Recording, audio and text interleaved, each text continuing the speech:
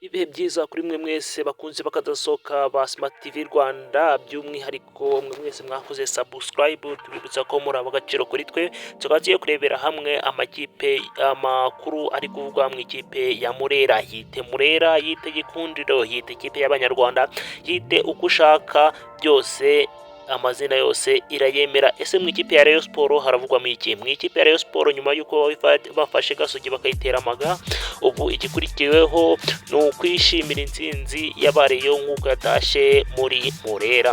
Rwanda Premier League muri iki gitondo yabyutse itangaza ko ikipe ya Rayon Sport yateye amaga y'ibitego 3 ku busa ikipe ya Gasogi United mu gihe yanze kwitabira umukino bari bafitanye muri stade Amahoro nyuma y'umukino wa CAF Champions League.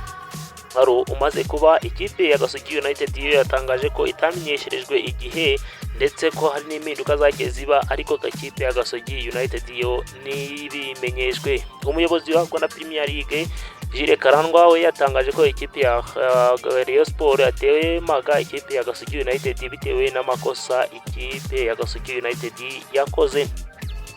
Umuyobozi mukuru wa Gasogi United Kakuzankorire Charles yatangaje ko ikipe ya Gasogi United atari ikipe izazifatirwaho imyanzuro uko bishakiye, ndetse ko nayo igomba kuza igira uruhare mu myanzuro igomba kuza ifatirwa.